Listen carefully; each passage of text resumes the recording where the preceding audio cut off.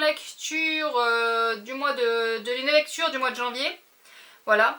Donc j'espère que mes souvenirs vont être assez frais. J'ai essayé de me faire quelques petites notes pour essayer de mettre les points qui me revenaient sur le moment quand j'ai fait mes notes. Voilà, mais je sais pas comment je vais arriver à faire ce point lecture correctement. Donc c'est La princesse au visage de nuit de David Bowie aux éditions L'Homme sans nom. C'est une lecture que j'ai fait dans le cadre du PLIB. Je regarde là parce que j'ai mon portable avec le nom de l'auteur, la maison d'édition et la couverture. Je sais pas si ça va être très clair parce que à chaque fois que j'approche c'est pas clair comme d'habitude. Mais voilà, donc je vous mettrai sinon une petite photo sur le côté.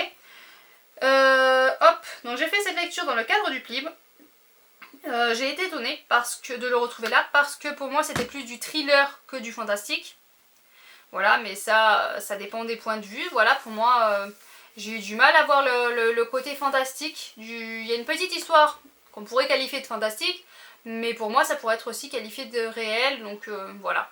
C'est comme les histoires de fantômes qui sont classées en fantastique, mais moi, les histoires de fantômes, je classe pas ça forcément en fantastique étant donné que j'ai tendance à y croire. Donc pour moi, les fantômes, c'est plutôt du réel. Voilà. Je sais, c'est là-dedans, hein. Cherchez pas. Mais voilà, pour moi c'est plus du réel les fantômes parce que ben voilà, j'ai tendance à y croire. Donc pour moi c'est un peu, à l'heure actuelle, je peux avoir un fantôme à côté de moi pour moi quoi. Donc voilà, dès qu'il y a des petits trucs comme ça par exemple, j'ai du mal à voir le fantastique dedans. Bon après je réfléchis, je me dis oui ça peut être fantastique, hein. Il y en a qui n'y croient pas. Mais bon voilà, il n'y a pas forcément des fantômes dans ce livre là, mais c'était pour vous donner un exemple de pourquoi je trouve que c'est plus du thriller que du fantastique. Donc ensuite on suit Hugo. Je regarde l'affiche parce que j'ai noté le prénom, hein, parce que comme vous savez les prénoms c'est pas mon choix. Donc on suit Hugo qui vit à Paris depuis un très très long moment. Voilà, il a quitté son village natal quand il était enfant. Je sais plus exactement, 7-8 ans, je sais plus exactement quel âge il avait. Donc il a quitté voilà, son village enfant parce qu'on l'a enlevé à ses parents suite à un grand drame qui s'est passé quand il avait cet âge-là. Il est arrivé quelque chose d'assez grave. On a découvert sur lui quelque chose et du coup on l'a enlevé à ses enfants. Et il a fini en maison d'accueil, enfin tout ce qui s'ensuit quand on enlève un enfant à ses parents. Et du coup là, à l'heure actuelle, il est adulte. Je crois qu'il a une trentaine d'années, je ne sais pas exactement non plus. Voilà, les âges, c'est pas au point. Et du coup, adulte, il vit à Paris. On le retrouve, nous, avec sa bande de potes. Il est souvent, voilà, il les retrouve dans un bar où ils boivent, ils font la fête, ils discutent. Enfin voilà, une bonne bande de potes. Avec comment dire, avec une conversation qui reste en surface, voilà. On sait pas trop. C'est une bande de potes qui restent en surface, qui font la fête en fait. Ils se retrouvent juste pour faire la fête, mais ils cherchent pas trop à savoir sur les uns ou les autres comment ils vont, qu'est-ce qui se passe dans leur vie. C'est vraiment en surface, je trouve.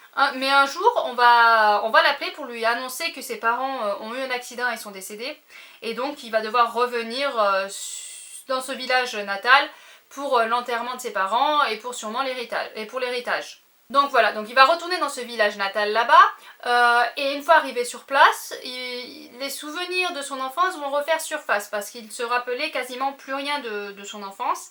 Mais arrivé là-bas sur place, ses souvenirs vont revenir tout doucement.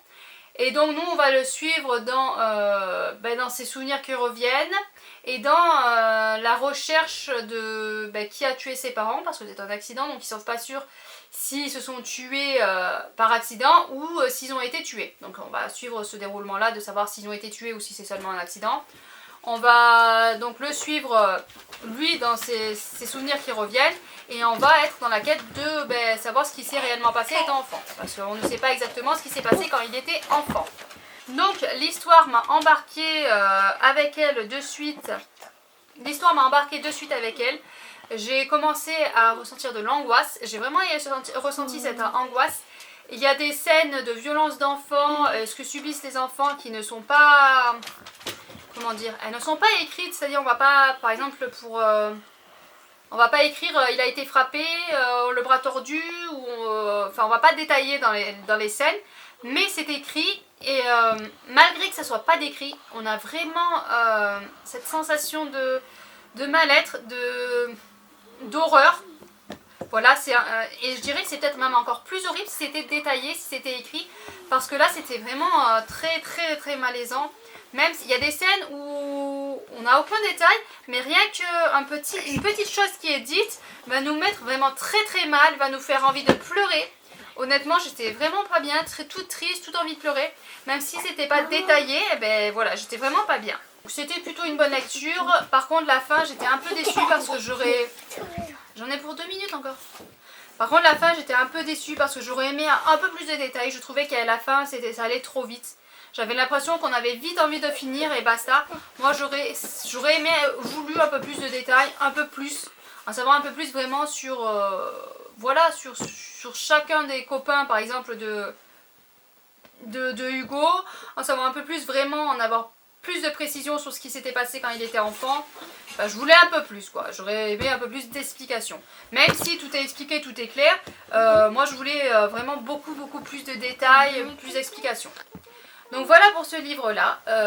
Sur ce, je vous laisse. N'hésitez pas à me dire si vous avez lu ce livre ou pas, hein, si vous fait envie. Voilà. N'hésitez pas à vous abonner à la chaîne, à laisser un pouce bleu, un petit commentaire et à bientôt.